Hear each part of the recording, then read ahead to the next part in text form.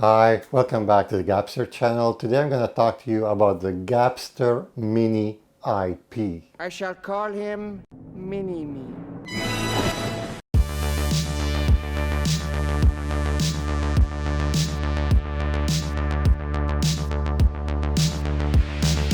So what is the Gabster Mini IP? The I stands for E in Canada because we are using the FifoPi by E in Canada, and the P stands for Protodac because we are using the vintage Protodac.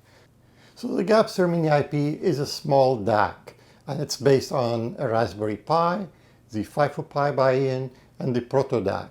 So the Protodac is a vintage DAC that we've talked about in a previous video, if you want to refer to it if you don't know much about it.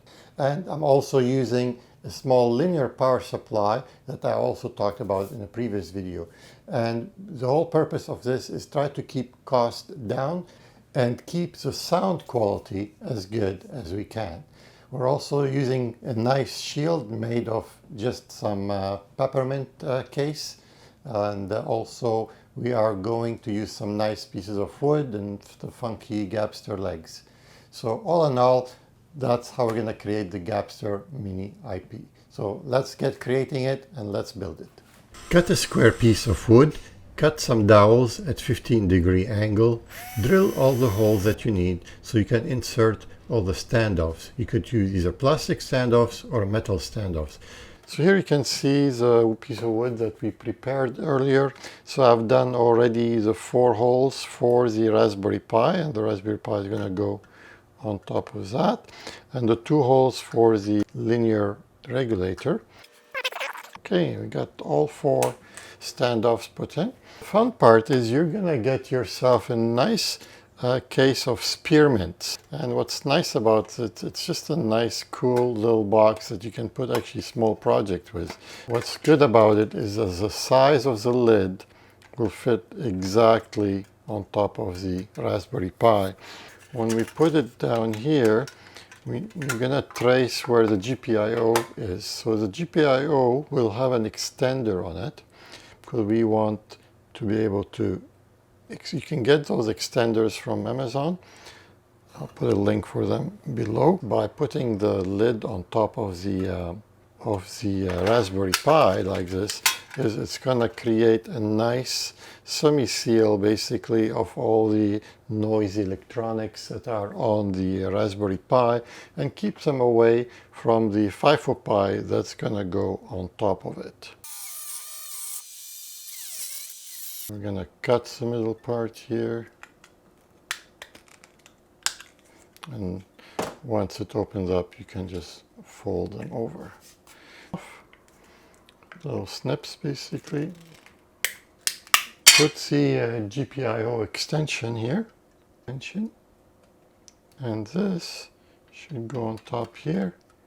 So we're all good, and we got the Pi underneath it isolated as much as we can. Right, so I painted the cover of the shield black just to make it look a little nicer, and the inside we've got a little electrical tape just to isolate it from the connections here, and we have a nice ground wire that is soldered to the edge, and so that's going to go up here, and the ground wire is going to go onto the standoff that we drilled a little hole here.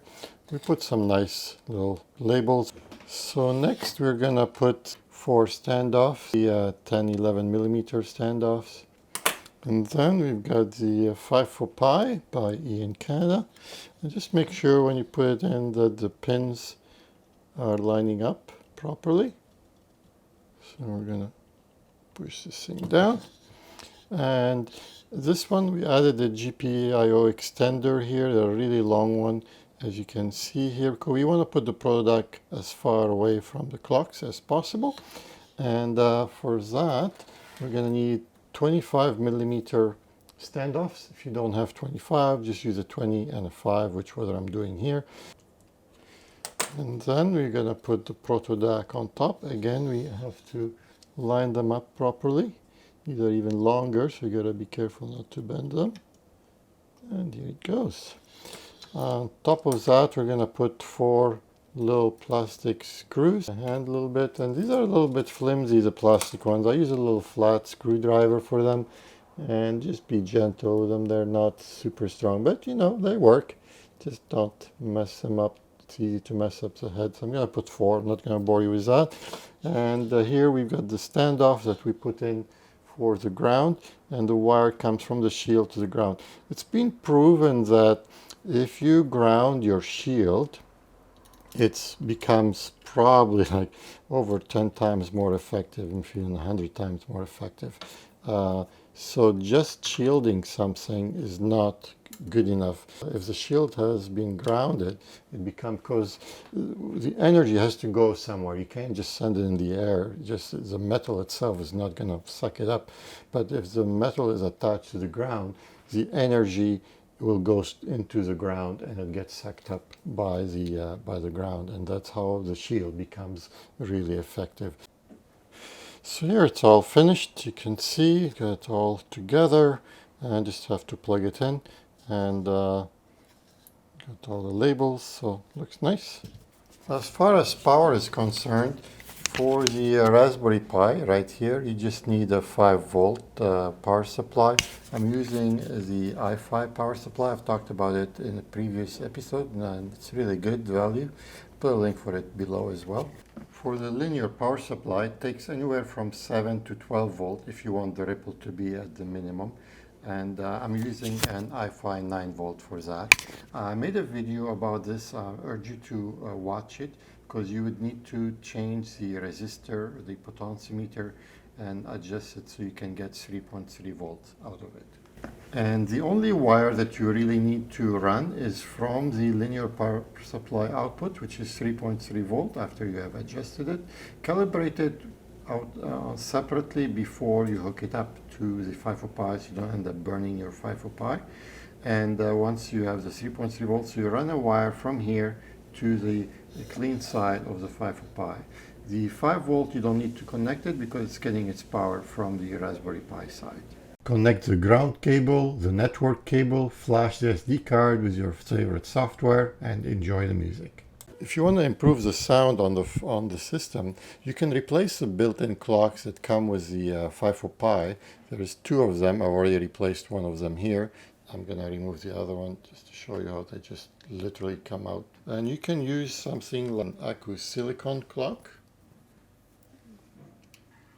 So you could use something like an Accu silicon clock. You'll need 2 of them to replace the 2 clocks, or a CCHD, a Crystec clock. So in here I have a Crystec and Accu silicon, just to give you on the clocks you can get. We're also waiting for Ian Canada's coming up with some UC Pure clocks that are supposed to be amazing, so we're gonna wait for those as well. But so far my preference is I prefer the Crystec clocks, but they do require soldering this the clock to a little adapter that you need to purchase separately from Ian. And if you are using the Accu silicon, you don't need to. You just literally just plug them in. I'm also experimented with a Crystec Series 5 clock, and I found it almost the same as a Series 9 clock. So if you want to cut down in cost, the Series 5 clock could be really, really good. And one way to do it is you can take the built-in clock, you just knock the clock out and solder the clock with 4 wires into to make this one. Except for pin 1, you don't need to solder. So how does it sound? It sounds pretty good. As I was putting this thing together, thinking, you know, it's good, but when I plugged it in, I started listening to it, it was more than just good, so it was pretty good. So if you want to build something simple, easy, you either don't want to spend a ton of money, or let's say you want to use it for another room or something like that, it's something that you might want to consider, because it's a small investment for big sound. Sorry, it's been a while. I've been busy making this video about my first electric bike, and it's really been a really good journey. And if you're interested or looking for a new bike, it's your first time, give this video a try. I'll put a little link for it in the corner here, and it might help you. And otherwise, if you like this video, give it a like or share it or subscribe if you haven't to.